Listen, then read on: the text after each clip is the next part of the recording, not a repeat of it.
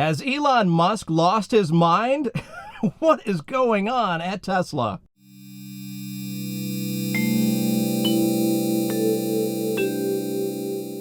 Before we begin, full disclosure, yes, I own a very small amount of Tesla stock. I own a Tesla Model Y, I own a Tesla Model 3, and I have 2 Tesla Powerwall 3s on order. We're just waiting for the permits. Oh, and I have a hat. So yeah, normally I leave the headline news to other channels. They do a better job than I do, but this one kind of hits me where it hurts. I love the fact that we have Tesla Superchargers. It is the competitive advantage that these cars have.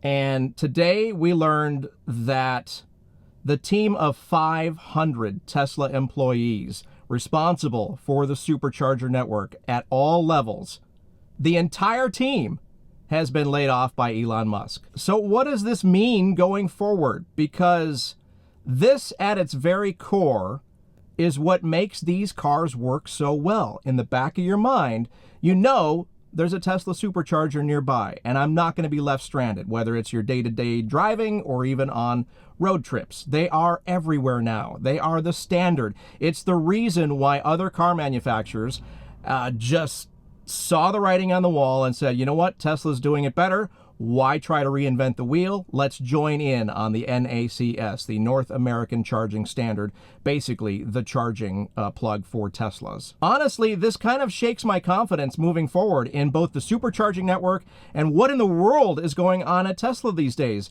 It's very, very bizarre. I'm sure all the Elon people are going to be like, yeah, but he's a genius and blah, blah, blah. Yeah, I'm a shareholder, I'm a customer, I'm allowed to have my opinion. This doesn't seem like a good move. It's just bizarre to me. So what does this mean going forward? Does this mean we're not going to see any new superchargers going forward? Are we going to see significantly less supercharger installs going forward? We keep an eye on this pretty regularly. There's a supercharger app that we can keep an eye on when chargers are permitted, when they're being built, when they go live. And it's going to be interesting to watch that progress, or maybe not. What about maintenance? Is that going to go away? I mean, are they part of this team? Is it just going to kind of go away? I hope not.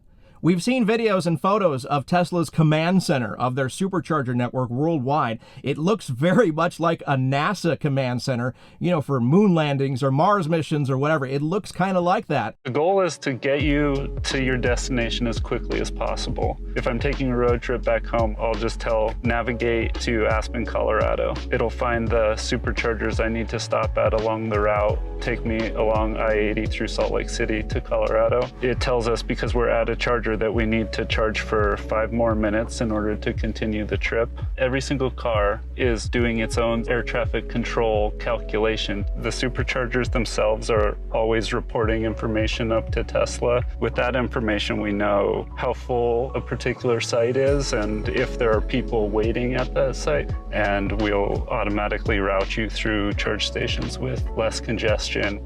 Once the car knows the route, the car UI knows all the information about the route, the initial battery pack temperature, forecasted wind, speed, and direction, so that we can more accurately predict your energy consumption.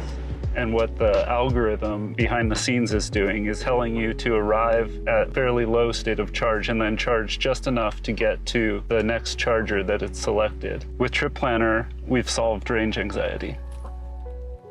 There's nobody there now. The entire team, gone.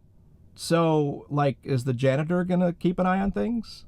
Or are they gone too? What about all those NACS deals? So far, we've only heard about Ford and Rivian being activated, enabled to start using the Supercharger network. In fact, I'm seeing on the Rivian pages that they're starting to see their charger adapters coming. So we're going to see Rivians on the Supercharger network soon. Ford, same thing. But what about all the other manufacturers that have signed on, and now there's nobody there to flip the switch and say, okay, Chevys can now do this, or whoever.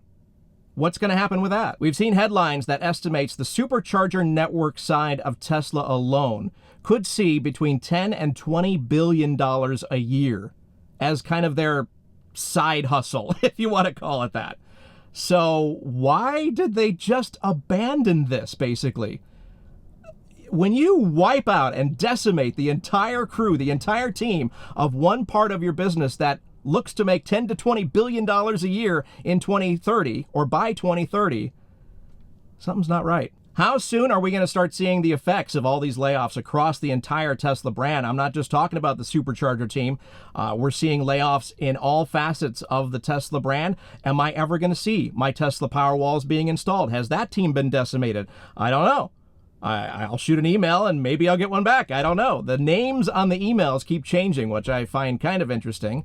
What about mobile service? What about regular service? When are we going to start seeing, as owners of Teslas, the effects of these mass layoffs that Elon is doing? And of course, this comes at a time when we're seeing all kinds of other headlines of Tesla.